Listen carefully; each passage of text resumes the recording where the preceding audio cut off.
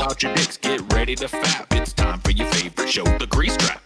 Pull out your dicks, get ready to fap. It's time for your favorite show, Grease Trap. Hey, everybody. Welcome to The Grease Trap, starring all your favorites, TJ and others, here today. And others. Yes. Not pictured. Not pictured here. Okay. Good job being right on time. Thanks. Starting a good healthy hour late. Well, again, due to TJ. Actually, I had a doctor's appointment, so, you know. Technically, an hour plus 4 or plus 3. So, yeah, it's like 4 hours late, technically. For TJ. So, TJ, do you have like a growth on your dick or something? I mean, what's going on? Yeah, I have a tremendous growth on my Why would you want to go get that taken care of? Any mass added to your dick would be a good thing. Huh? Of course. But it started speaking, so of course I had to get that taken care of. TJ, I have become I am alive. It's like, I guess I gotta get rid of this. I have some stress clay now. Cool. I sit here and I just kind of like do my stress clay shit with. Do you mold it? I can mold it. Yeah, I can make like I made a dinosaur earlier when I was sitting here waiting for TJ. And then I smushed it because I was mad at it. Yeah. A common theme now. Scotty and Paul wait for TJ to show up. Do do do do do do do do. Tick tock, tick tock, tick tock. There's TJ. TJ, why a little late, guys. The next day, you guys ready or what? It's like, huh? You can't win. You just can't fucking. You can't win with TJ, dude. Ain't no winning. Like I said, smoking again yet, TJ? Are you stage quit so far? No, but I really want one so bad. Yeah, you're at the apex now, TJ. You're at the see, because this is the thing with TJ. You never know if he's being totally honest or not. Like if you've had a cigarette here and there, you've prolonged your suffering. If you actually haven't had a cigarette in like 4 days, you're at the worst. Well, tomorrow will be easier. The day after that will be easier. This is day 5. I would say that the fucking hardest day was probably day 3. Yeah. So you're at the peak. You're supposed to be going down the grade now. But you undo all your work if you go and have one cigarette. I know he had the smoke at least as of yesterday because we had a meeting and TJ was like, I'm like, okay, TJ's definitely not smoked a cigarette because he's fucking TJ the Satan. Dude, I've quit smoking enough times not to be offended by TJ's insults yesterday. Yeah. TJ was firing off insults hot and heavy. I was like, you're a bitch, you're all bitches. Fuck you all. Man, dude, that's why every time I knew Steve when I was growing up as a kid, I'd actually quit smoking because like every time he had quit and he was normal, I'm like, he didn't quit smoking. But with like the times he actually did do it, he would be so fucking mad at any little thing you would do, like refrigerator door got left open. I'm not paying to fucking refrigerate the goddamn house. Oh yeah. And like, as kids be like, oh no, please don't kill us. You know.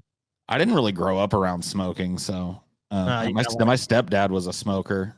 So like, you know, from like 12 on, I lived with a smoker and he quit when I was about 16. And I remember he was always kind of edgy back in the day. My stepdad really mellowed with age. When he first came around, it's got to be hard being a stepdad. You know what I mean? Yeah, especially to older kids. I'd imagine so. Yeah. I mean, like younger kids, it's probably still tough, but I've never done any, I've never had any kids, never been a step anything, but dude, it must've been tough for him because he was edgy. He's hard to talk to. He'd get real mad at everything. Yeah. Felt real disrespected by everything. You know what I mean? I think that's kind of like a normal thing you have a lot with step kids. Like you just like I think a lot of like people go through that because especially if they're older. Cause I mean, like you could probably a little, snot-nosed brat and kind of like, whatever, cause a lot of kids pull the, you're not my dad thing. I don't have to listen to you. You don't know shit. Right. And that's just a typical thing. And I think it's hard for both relationships. So that's why you get a lot of that animosity because a lot of times the kids are like, oh, well, I got to listen to this asshole. So I guess I was talking on my stream yesterday about coughing because like I noticed that, like the coughing is terrible when you quit smoking. Yeah, which I didn't realize that. I guess I kind of did because I've quit before, but I've never quit like just like gone from like my normal smoking rate to just like cold turkey like this. And the cough has been really, speak of the devil, bad. And I guess people told me that like it's because like the tar gunks up the cilia, which are like the little hairs. Yeah, there's little hairs inside of your shit. lungs that get all gummed up with tar. Yeah, and now once you stop adding they're to fucking, it, they start functioning again, and it's like horrible. they start moving all the tar out of your lungs, and you hack it up and swallow it, and it's wonderful. It's gross. And like honestly, you've been a smoker and a heavy enough smoker for long enough that's going to go on for 3-4 weeks, probably, maybe even longer. I was told that I don't know. Yeah, it's going to be a while.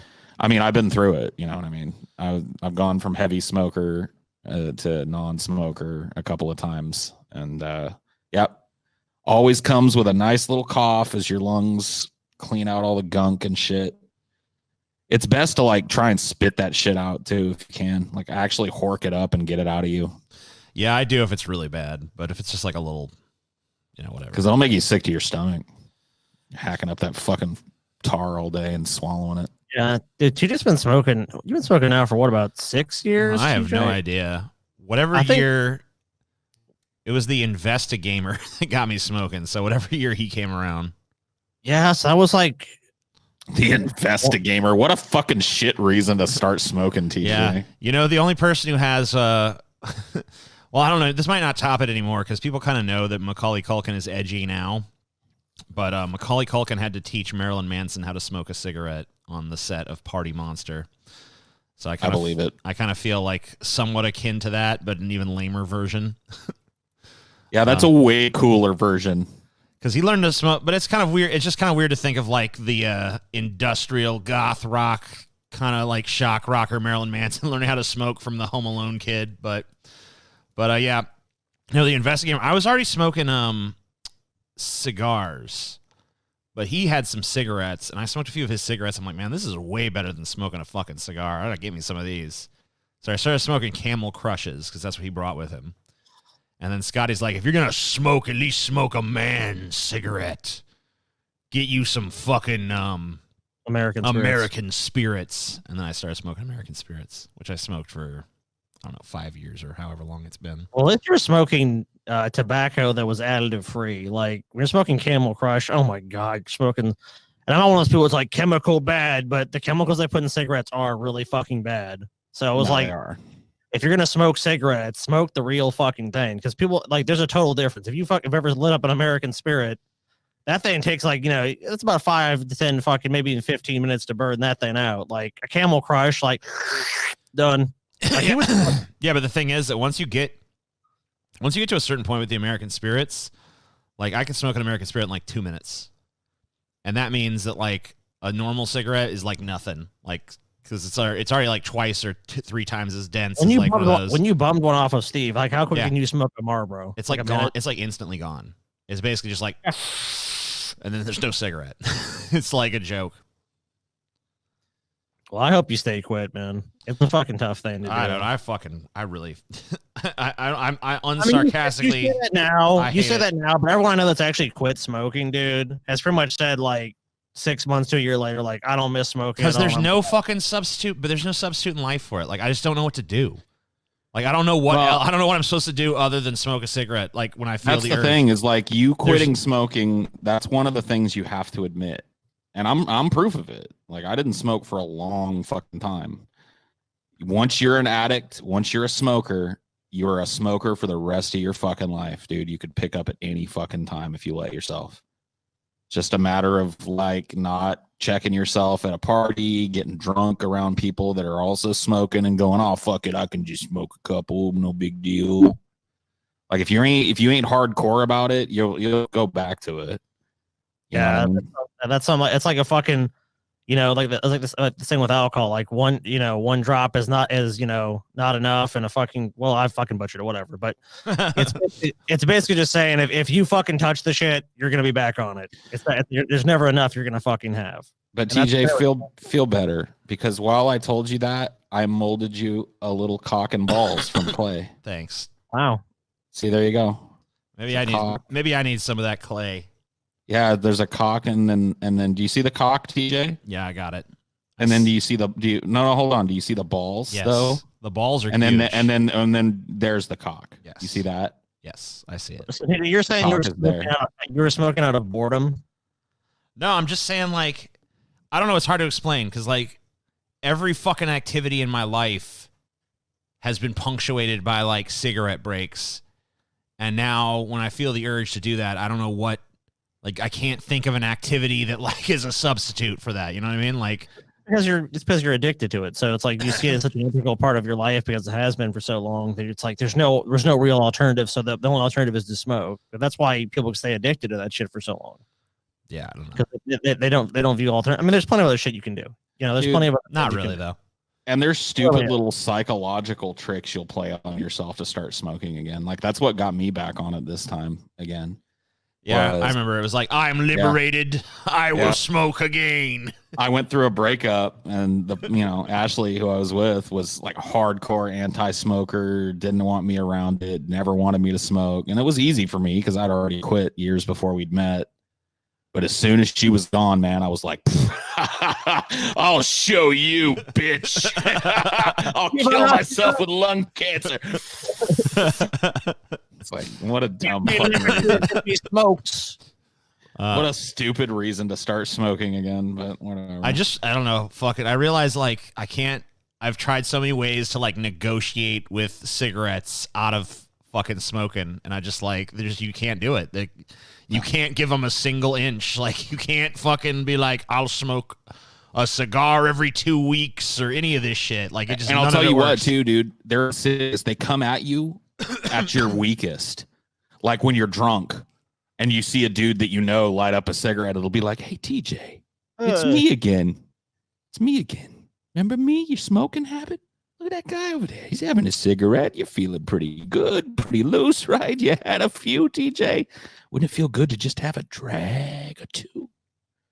And of course, sober you is like, fuck you. You're Satan. Get away from me. But drunk TJ's like, hell yeah, it would feel good to have a drag.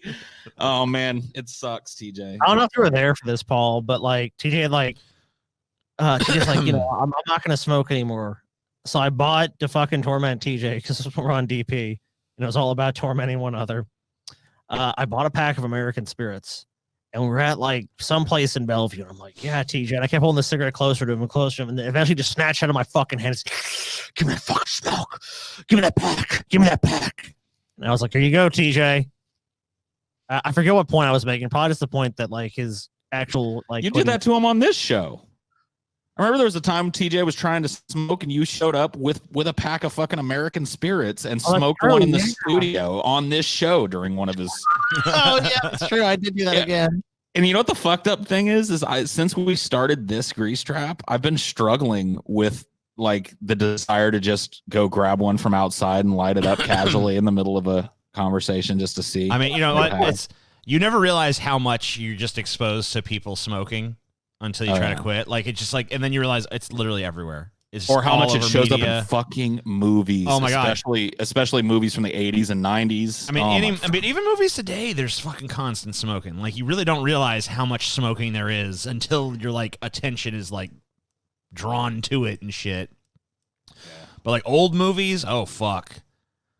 Oh, Jesus, yeah. Fucking police be able to smoke anywhere they fucking wanted, dude. You be in a fucking nursery, like, let's light up a smoke and look at the baby. I mean, like, you watch movies. I was watching The Exorcist 3 a few days ago, and there was a scene where the dude was in the hospital, and he's just, like, smoking in the fucking hospital bed. I'm just like, fuck.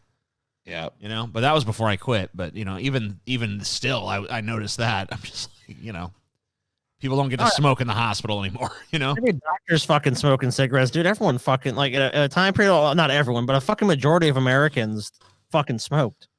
Yeah. I watched that old movie Gung Ho from like 1941 or some shit. And it's like a super old, like military movie. And I swear to God, like 90% of the lines in that movie are delivered by dudes with cigarettes just like draped over their lip, Now you listen here, and like they share with each other too. Like when they're out in the fucking trenches together, it's like one will talk, take a drag, and then pass it to the other one, and they'll talk and take a drag. You know what I mean? It's just like kind of an unspoken thing amongst them that there's always a cigarette burning somewhere. God, you know, I mean, I'll be honest, if I was in a fucking trench in World War I or fucking II or whatever the fuck, I mean, I'd be smoking a cigarette too. It's like your life expectancy is what, fucking 3 days or whatever, 8 days. Yeah. It's like, give me a fucking smoke. If I'm in that situation, sure. Like, what the fuck does it matter then? It's like, I can't really fault Smoke them if you got them. Well, you know, a lot of that came out of that too. Was like, yeah, a lot of people like during World War II and World War I, they would get these cigarette rations, and the only breaks that a lot of people got would be a smoke break. So a lot of people got fucking addicted to smoking. It was like, I'm gonna get a fucking break, and then it just continued in factories and shit. It was like, smoke them if you got them. Yeah. So it was just such a big part of American culture because like the only way that in this fucking goddamn country you get a break is if you fucking want to basically going like, I'm gonna go kill myself a little bit. Yeah, you know, so it's like, hey, it's a bargain with the devil, but you know, in a country like this where people get overworked, you know, it makes sense. There's some sort of like reprieve you get, and you see it in a lot of industries. Like, look at people like work in restaurants. I'm like, oh my god, everyone works in a restaurant almost fucking smokes. There's certain industries where like it's so rare to find, like construction, everyone fucking smokes. Like, there's certain jobs where it's like it's rare to find someone that's not smoking, and it's because they just get breaks. It's a way off. Because if you tell someone, I want a mental health break. Get back to fucking work, you lazy bum. I want to go kill myself real quick over there. Yeah, I want to destroy my lungs. Is that cool? Let me join you. Yeah, we made an area just for you to do that. I mean, that's like, a lot of people I know got when you got a high stress job, like, and like, you know, it's easier to get a break if you're a fucking smoker in a job like that. It truly is. Because it's like it's an excuse to go fucking to get out of the I'm getting out of here for a minute to fucking have a cigarette. Well, I guess you're the exception to that, TJ. Everyone else I know that started smoking, that's pretty much what the origin was. They told me is they had a job that sucked, and they were just like, I followed some people out that went for a smoke break, and people were kind of like, hey, why aren't you smoking? Like, you can't have a smoke break if you're not going to smoke. And it's like, oh shit. So they start holding a cigarette in their hands, and eventually, like, man, you're not lighting up the cigarette. You got to smoke the cigarette. Like, it's kind of like it's like a cult. Like, join us, come to us. You know, for me, like, weed was the gateway drug because I had some weed, and then I ran out, and I was like, fuck, I'll smoke like a fucking Black and Mild or something just to like at least have the smoke. I don't blame weed. It's don't true. Blame it really weed. is true though. So weed was actually a gateway drug to smoking for me. Yeah, you know, I was stuck in this gateway for fucking over a decade now. So I fucking I didn't get the green, so I started smoking Black and Milds to like at least have like the oral kind of like fixation going. And then fucking Investigator Gamer came with his Camel Crushes, and I smoked some of those. I'm like, damn, this is nice. I'm gonna give me a pack of these. You have no agency in this, TJ. It's just that everyone else around you, like the Investigator showed up with his Camel Crushes right at the wrong moment, and then showed up and your ex got you into weed right at the wrong moment. All these nefarious figures in TJ's life just show up right at this perfect time to get him to smoke. I mean, you know, this is how it went down. I mean, I don't know what to tell you. Well, TJ does like enablers. TJ's always had a thing for enablers. If someone's going to enable, who doesn't like an enabler? I mean, yeah, I can kind of see it from both sides because you might like them, but you also might hate them because a lot of people that struggle with addiction, like, yeah, of course, in the moment, they're like, yeah, I really want it. But then, of course, there's always that drop where you feel bad. Oh, shit, I shouldn't have done that. I shouldn't be smoking. I shouldn't do this. So it's kind of like a love-hate thing. But I don't think Investigator's why TJ is smoking. You should do some heroin. Well, no, because I was already smoking. I already fucking was smoking like 2 or 3 cigars a day by the time that happened. So that's what I'm saying he just showed you like a better way. I was just I already knew cigarettes fucking existed and shit, obviously, but you know, I was like, I'm not gonna be one of these people that smokes cigarettes. But then, you know. Remember, you were like, I think you were like 18 or 19. You're like, I'm gonna fucking smoking's cool. I'm gonna, get into smoking. You even tried to, and you didn't even get into it. You're like, man, I can't do it. It sucks. Yeah, it was really bad. Then you got older, and you're just like, fuck it, dude. I'm just gonna smoke. It was instant for me. Like I started at 14, and I started on fucking cloves, and it was it. Like I had one, and I coughed, and I was like, oh my god, that was amazing. Give me another one of those. That was it. Like I was just kind of born, I think, to get into it. Born to smoke. I don't blame anybody but myself. Nobody forced it down my lungs. I didn't have an investigator show up and go, hey, TJ, try this Camel Crush. You know, for me, it was a long fucking journey to smoking. Like, it was like, you know, I didn't start smoking until I was like 20 something, like late 20s, mid 20s.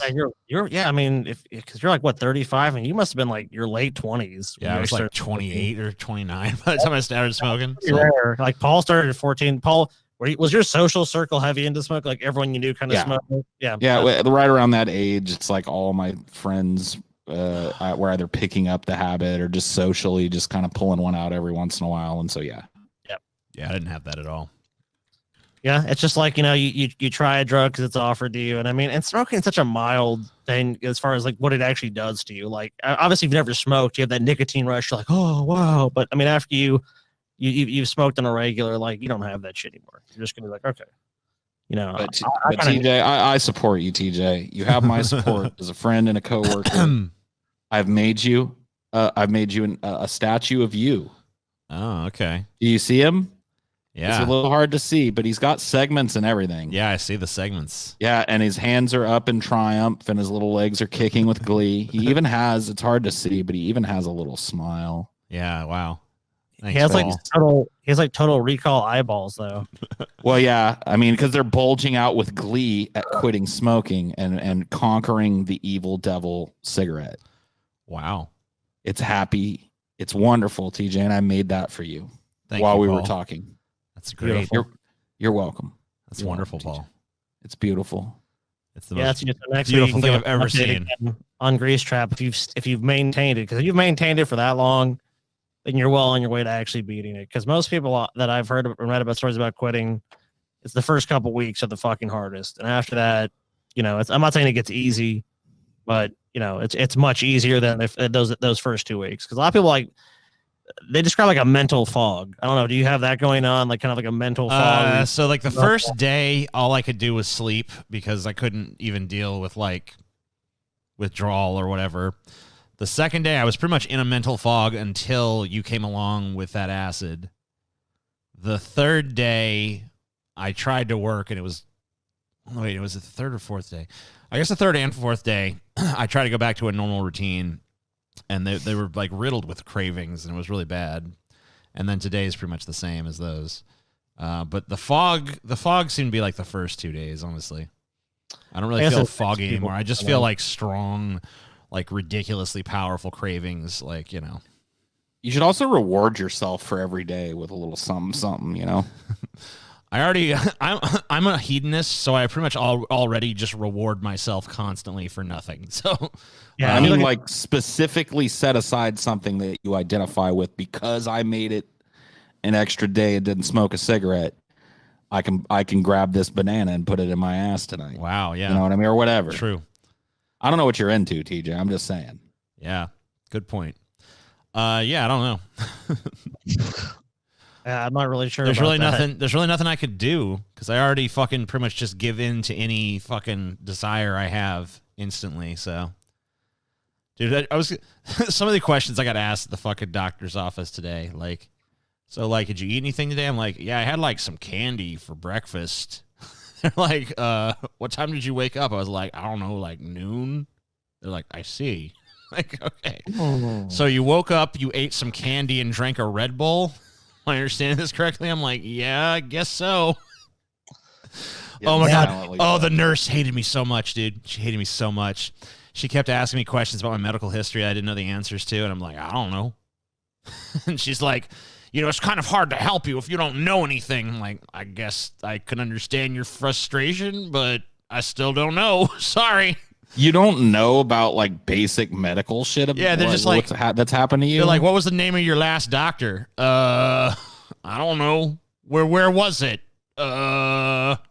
See, I didn't know that, but I figured that out before I went to the doctor. Right. I didn't know they were going to ask me all that shit. I didn't know I didn't really cared so much, Because they're gonna want to request your medical records. Oh, well, the first thing that set the tone bad between the nurse and I, the doctor was awesome, but the nurse the initial nurse was like, she didn't like me.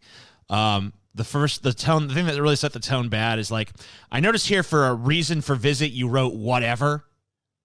That's not a good reason to come to the doctor or whatever. I'm like, you wrote whatever on as the reason you went to the fucking doctor? Yeah. And she didn't like that very much. TJ, you're still in. You're the same as you were as a sophomore in high school, dude. I totally am. Whatever. You know what though? You know, how did you think they were gonna fucking react to that when you wrote it? I don't know. Did you think they were gonna look at that and go like, "Oh, he's here for whatever"? Yeah. Like, no, these people want to know why you're here. I wanted like a general kind of checkup, so I just wrote whatever. You know, why didn't you write general checkup? I don't know. I was fucking tired of filling out a form, so I just, you know. And so anyway, that set a bad tone, and she didn't like that. But then I didn't know where I got my LASIK. I didn't know who my previous doctor was. Oh, and she got real mad because I don't know. I didn't know things about my family history and shit. And I'm just like, I don't know this shit. I was like, at one point I even asked her, like, dude, does anyone really know this shit? And she's like, yes. I'm like, okay, well, good for them, I guess. And then she's like, all right, well, she took my blood pressure and she left. I was like, fuck you, cunt. And then, you know, the doctor came in and she was nice. But that nurse, man. Dude, I got to tell you something. She was a jerk. Every once in a while, you'll run into a shitty nurse. But you know how hard it is? Nurses are usually some of the nicest people because they want you to be forthcoming with them and they want to get you in and out and they want to appeal to, and like you're just possible to be nice to. Like they can't be nice to you.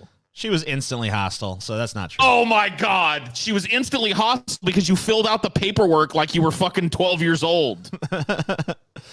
You know what? The doctor was totally cool. What's your doctor's last name? IDK. Yeah. I mean, I don't know what it is. Whatever. Well, you can answer that though. Like she could have said whatever. To that, you could have been like, "Well, I want to check up."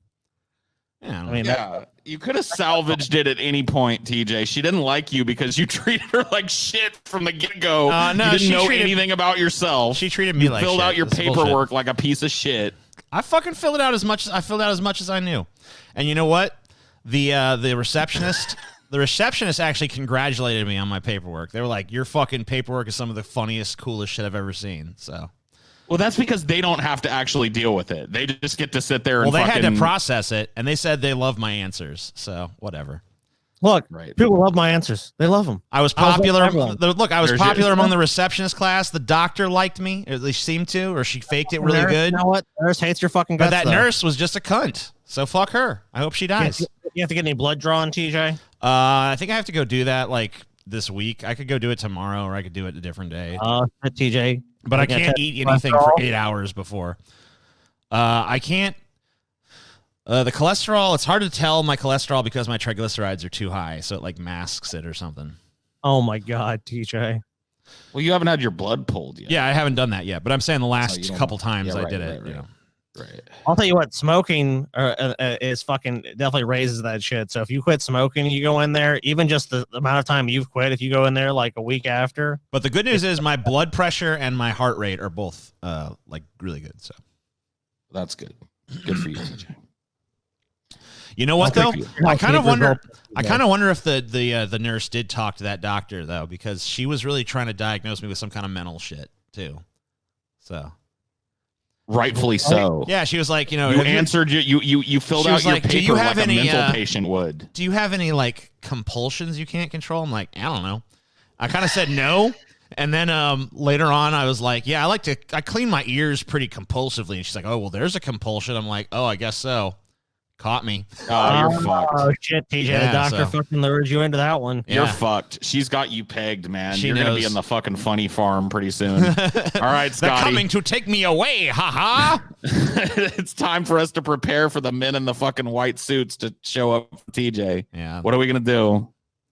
We'll be fine. I say we just like find a lot of footage of him where his mouth is masked by that mic. Yeah. And we just pretend like nothing happened. Just get a freeze frame. I'll just post for a freeze frame like. We'll just make this like super extensive TJ soundboard. We'll cut up every sentence he ever said, and we'll just hit a random one at random times. And, you know, hopefully people won't notice. This will be TJ. What do you think about this Supreme Court ruling, TJ? That's bullshit. TJ farted again. Fuck that like shit. TJ, you see like going to the doctor as a help me help you type of situation or not? What does that mean? Well, that means like, do you see that you as the patient have any like duty to help the doctor to help you by telling them like what's wrong with you and stuff so that they can diagnose you? Yeah, I mean, look, me and the doctor had a totally productive conversation and stuff. It was just that stupid nurse that came at me fucking like a cunt that, you know, had problems. Let me ask you, when you came in there and you're like when you met them, when we first encountered this nurse, were you like, hello, how are you doing? Or were you just kind of like, I don't know. I was pretty pleasant, I guess. See that I'd have to see video of it because what TJ thinks he's being pretty pleasant when somebody talks to him and he says nothing to them in reply. You know what I mean? Like, right. Or just grunts. I wasn't openly hostile. That's right. Pleasant enough. Right. You didn't tell her to go fuck herself, but you probably weren't like, hey, how are you? You know, how are you doing? I'm fine. I said, yo. You said, yo? Yeah. Yo. Oh, come on, TJ. Yo. Yeah. Yo. She was like, hello. I'm like, yo. Dude, you know what we should do? I'm starting to fucking get a great idea. Yeah. Let's teach TJ to be a normal human being in society. Like let's do like TJ Charm School. Ugh. I don't want where he's got to have like day-to-day interactions with people in different jobs, you know what I mean? No. And ask them for things. Anyway, this episode's over. You'll have to continue this in the next one. Deep fat fried. Deep fat fried. Deep fat